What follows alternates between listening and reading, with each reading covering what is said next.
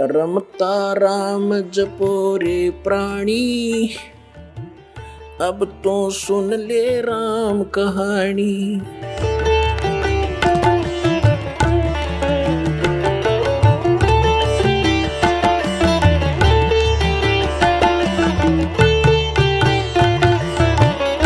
अब आपको फिर लाते हैं 15वें अध्याय के 16 और 17 दो श्लोकों पर। फिर आपके आसानी से आज का सत्संग जो दास आपको समझाना चाहता था आसानी से समझोगे। देखिएगा, ये है अध्याय नंबर 15 का। अब श्लोक नंबर हम 16 यहां से पढ़ा था, फिर देख लेते हैं। दिवौ इमौ पुरुषौ लोके सर्च अक्षरः एव च सरे सर्वाणी भूतानि कुटस्थ अक्षर उच्यते। इन्हीं का अनुवाद पढ़ लेते हैं। 15वां अध्याय। इस संसार में नासवान सर्वनाशवान अक्षर अविनाशी दो प्रकार के पुरुष माने परमात्मा प्रभु ब्रह्म दो कहे, और संपूर्ण प्राणियों के शरीर ना तो नाशवान है, जीवात्मा अविनाशी कही जाती है। फिर ये 17वें में तुरंत कहा कि उत्तम पुरुष है तू अन्य, वो श्रेष्ठ भगवान तो इन दोनों से कोई और है। और परमात्मा इसी उदाहरण जिसको भगवान कहा जाता है।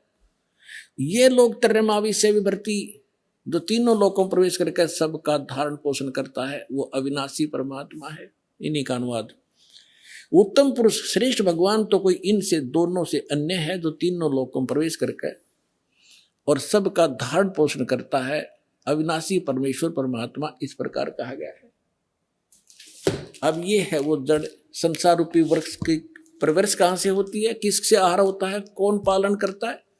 संसार रूपी वृक्ष की जो जड़ है ये परम अक्षर ब्रह्म है। इससे ये तीनों लोकों प्रवेश करके और सबका धारण पोषण करने वाला ये परम अक्षर ब्रह्म है, ये पूर्ण परमात्मा है, वो जो इन दोनों से सरपुरुष और अक्षर पुरुष से अन्य है।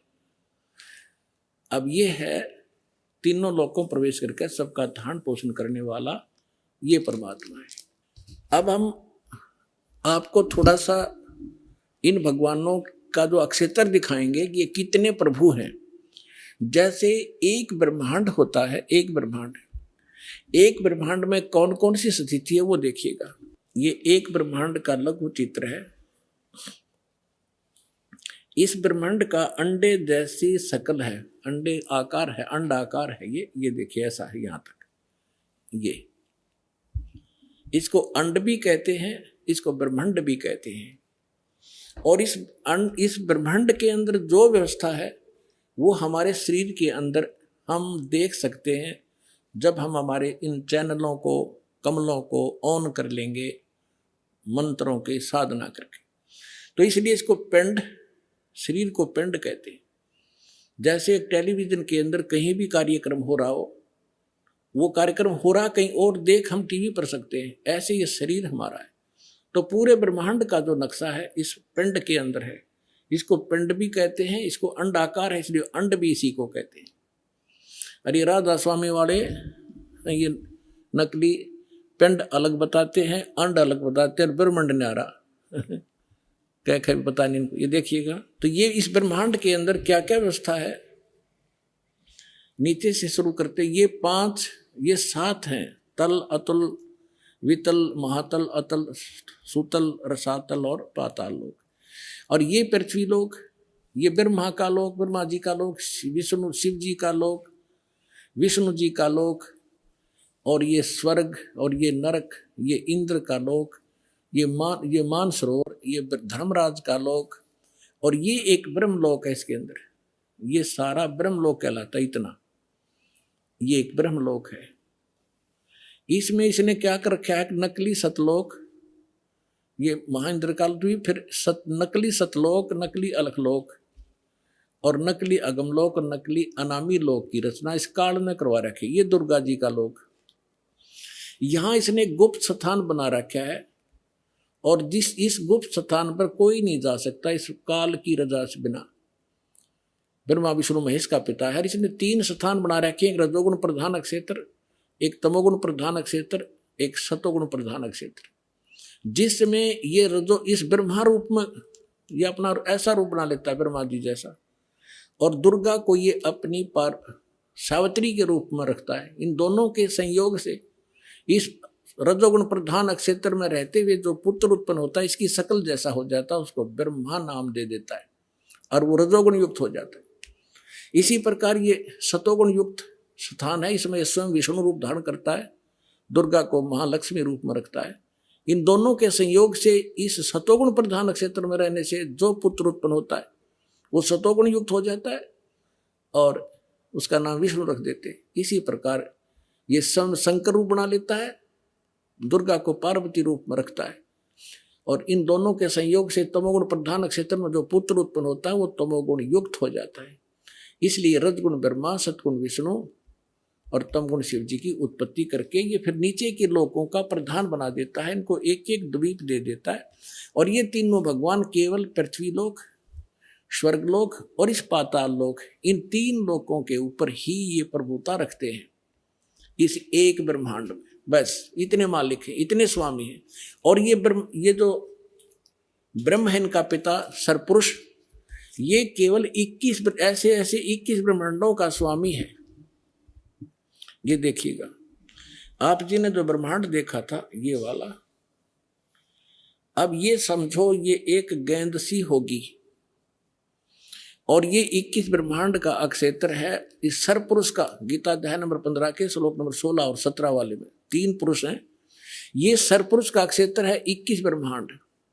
ये एक ब्रह्मांड है जिसको गेंद दिखाई देती है आपको, गेंद सी। 5 ब्रह्मांडों को इकट्ठा करके इसने एक महाब्रह्मांड बना रखे हैं। ऐसे 4 ब्रह्मांडों में 20 महाब्रह्मांडों में 20 ब्रह्मांड रोक रखे हैं। इसके बाद इसने एक ब्रह्मांड जैसा क्षेत्र ये अलग से और है, ये तो लिखने के लिए समझाने के लिए अलग लिखा है।